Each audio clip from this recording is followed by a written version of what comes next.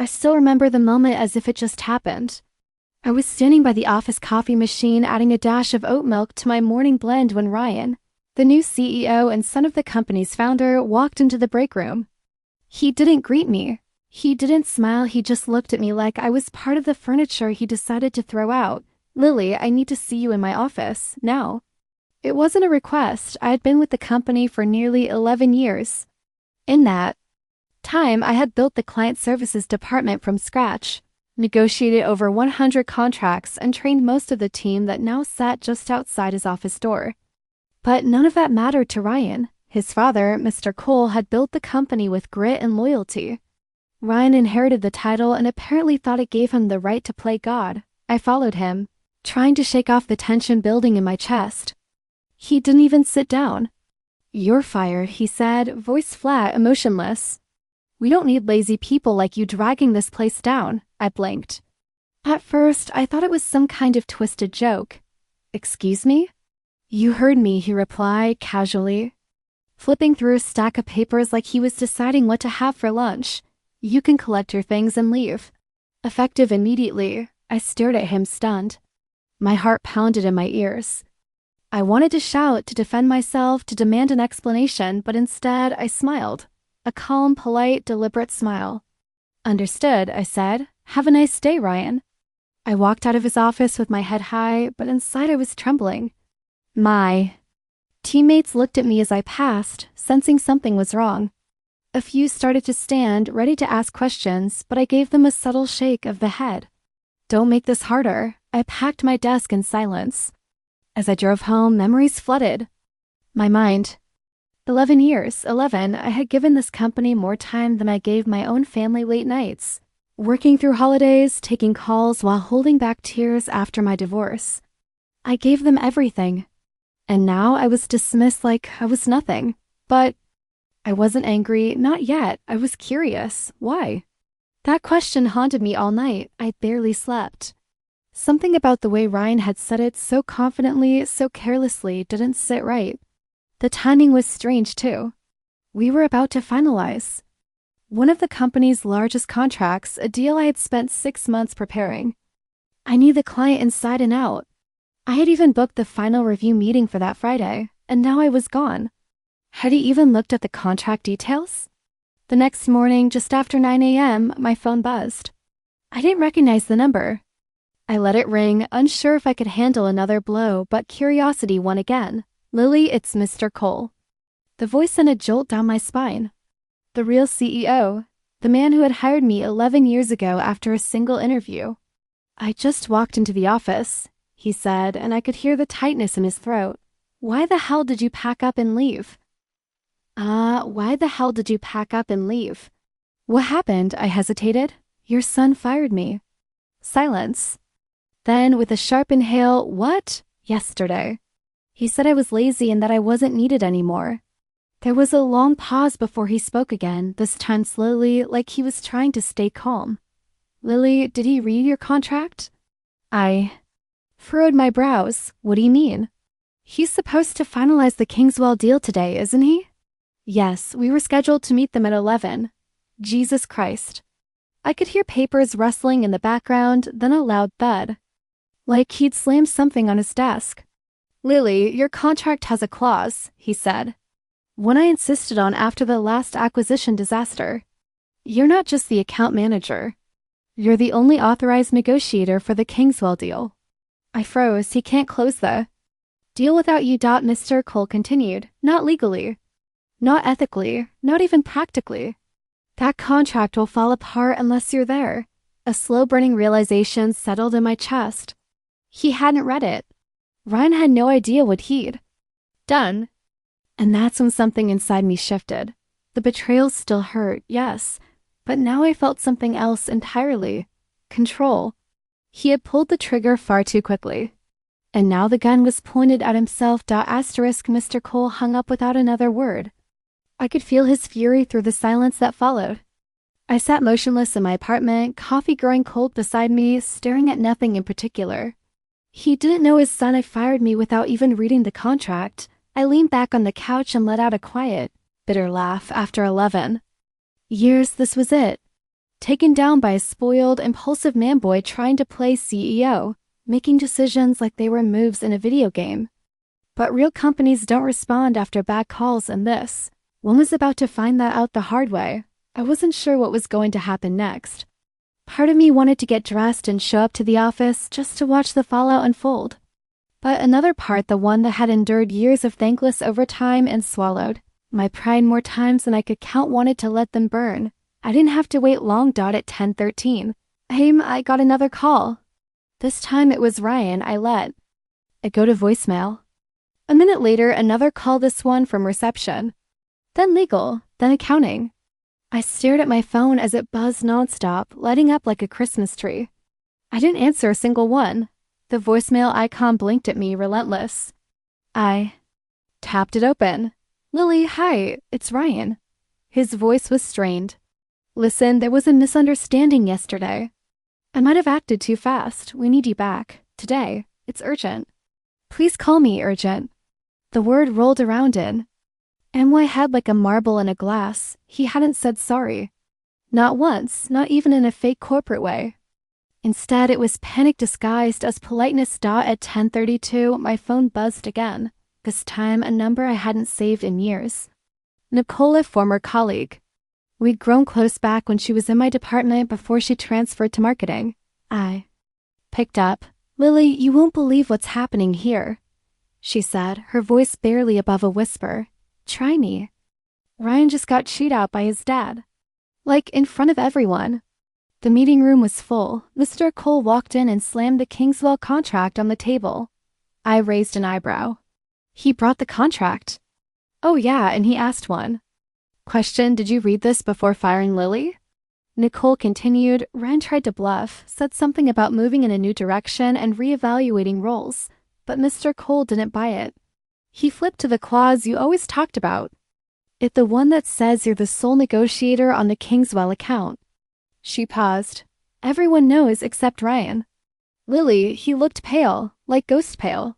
He realized he's the reason Kingswell's about to walk. I exhaled slowly. And what did Mr. Cole say? He told him, if this deal falls through, your position here becomes negotiable. There it was. The first crack in Ryan's armor. Nicole added, I don't know what you're planning, but whatever it is, you have the upper hand now. I ended the call with a soft thank you, then stood and looked out the window. The skyline was quiet. Still, I always found comfort in that, the city indifferent to human chaos. Going on as usual. At 11:15. Another message came through, this time from Mr. Cole himself. Lily, I'm sincerely sorry for what happened. I misjudged the situation. Please come in. Not just for the deal, but so we can talk privately. It was tempting. But I wasn't ready to just walk back in like nothing happened. Not yet. Ryan's mistake wasn't just about a contract, it was about respect, about trust, and about the years I had given, years that couldn't be replaced by a panicked phone. Call in a seat at a negotiation table. Still, something stirred inside me. I wasn't a petty person, but I wasn't weak either. I didn't want revenge. I wanted accountability. I picked up my phone and finally responded, not with a call, but a message. I'll consider returning to finalize the Kingswell deal, but only under specific conditions. I'd like to speak with Mr. Cole directly beforehand. I hit send, then I changed out of my pajamas and began to prepare. By the time I arrived at the office, it was just past noon. I didn't use the employee entrance. I walked through the main lobby like a guest, a move I knew would draw attention. Everyone knew I had been fired the day before. My return now was more than a quiet comeback, it was a statement. The receptionist stood up the moment she saw me. Miss Harris, Lily, she stammered. Mr. Cole is expecting you. Right this way. As I followed her down the hall, I noticed the atmosphere had changed. People looked up from their desks. Conversations paused. There was a sense of quiet tension, like the building itself was holding its breath. Mr. Cole was standing at the door to his office when I arrived. He wasn't smiling. Lily, he said, nodding. Thank you for coming in. I nodded back, but didn't extend my hand. He stepped aside, letting me walk past him into the office. It was quiet for a moment. As I took a seat across from his massive oak desk, he closed the door behind him, leaned against it, and let out a long sigh. I made a mistake, he began. A big one. I gave my son too much authority too fast. I wanted him to prove himself, but I didn't expect him to burn bridges before even learning how to build them. I stayed silent. He sat down. His voice softened. What he did to you was unprofessional, disrespectful. And frankly, it jeopardized a deal we've worked over half a year to secure. I nodded slowly. Yes, it did. I read the contract. Again this morning, every word. You were given full autonomy over the Kingswell account. Legally, the client won't recognize anyone else as a representative of this company during negotiations. That clause was put in place after the Steel Ridge debacle. I remember it well. So do I, he said quietly. You managed the fallout. His eyes met mine. You didn't deserve what happened yesterday. And I'd like to offer you your job back, with full authority to finish the deal. Whatever conditions you need, we'll make them work. There was sincerity in his tone, regret too. But this wasn't just about the deal. It was about leadership, accountability. Dignity, I'll return, I said. But I want everything in writing, a revised contract. Clear autonomy over Kingswell, and no interference from Ryan. He nodded immediately. Done. And one more thing, I added, voice firm. This can't happen again. Not to me. Not to anyone. A long silence followed. Then he gave me a slow, thoughtful nod. You have my word. With that, I stood.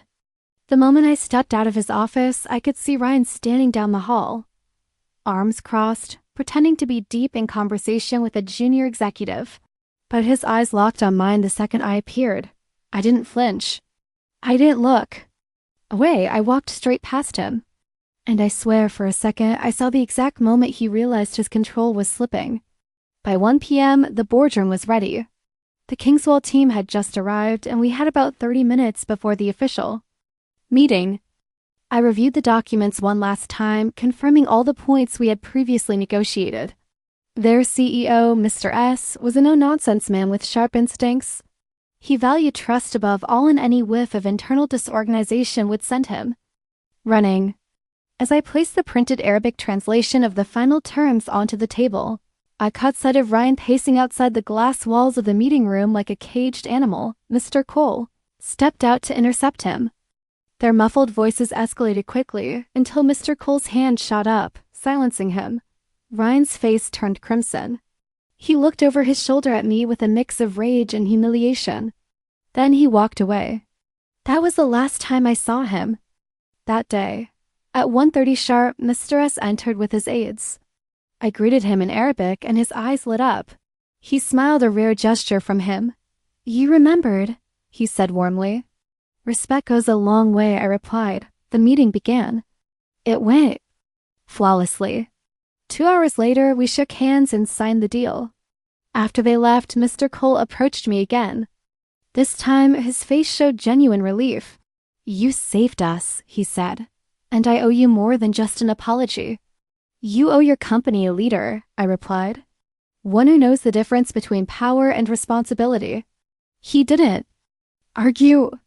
Later that evening, as I walked to my car, the tension I carried for the past 48 hours finally began to lift.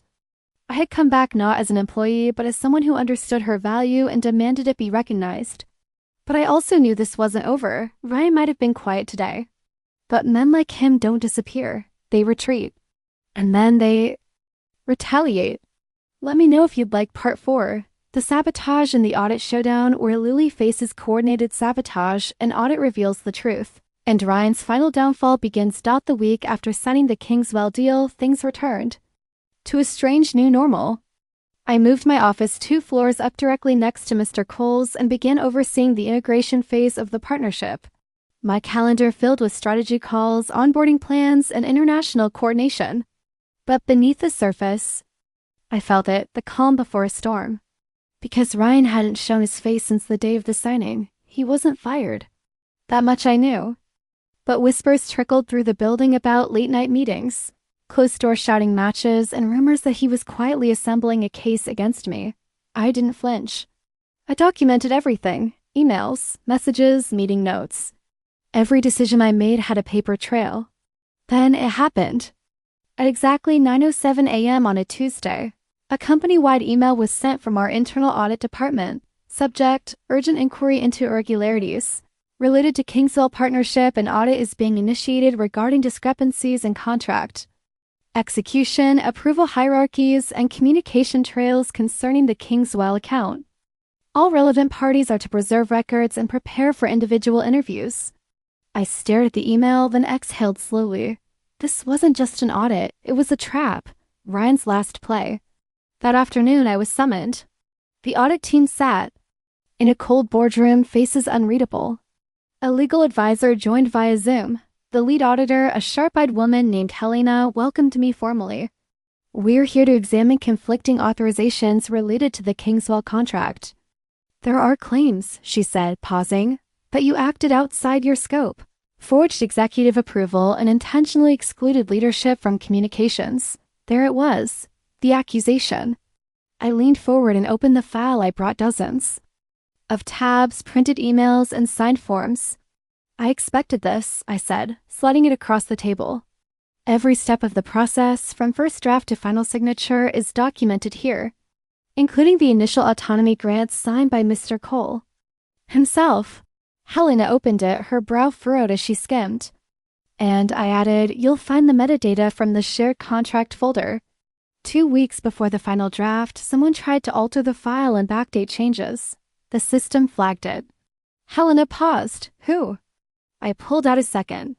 File IT's forensic report. I handed it over without a word. Ryan's login, Ryan's laptop, Ryan's IP address. The room was silent. Then Helena's phone buzzed. She looked down, read something quickly, and nodded to the legal advisor. We've just received confirmation, she said. Ryan Cole accessed restricted files and attempted to overwrite approval history. He also submitted an unsigned version of the contract to legal, trying to trigger an internal fraud investigation against you. But the version he submitted didn't match the official file in our secure system. Because it was fake, I said simply. Her eyes met mine. Yes. By the end of the day, Ryan was escorted out of the building. No fanfare, no warning. Just silence and stunned stares as security walked him past open cubicles. He didn't even pack his office. That Friday, Mr. Cole called a town hall. He didn't name names, but everyone knew. He spoke of accountability, leadership, and the need to protect those who upheld the company's values. Then, to everyone's surprise, he said, we promoted Lily Harris to Executive Director of Global Partnerships, effective immediately. The applause was hesitant at first, then thunderous. I stood at the back, letting the sound wash over me. Not because I needed the praise, but because I had earned it. Not through revenge, but through truth. Through quiet, relentless, uncheckable proof of who I was and who he was not. If this story resonated with you, if you've ever been underestimated, sabotage, or silenced, don't let it end here. Leave a comment with justice served if you've ever come out stronger after betrayal. Like, share, and subscribe for more powerful stories of resilience, strategy, and sweet poetic revenge.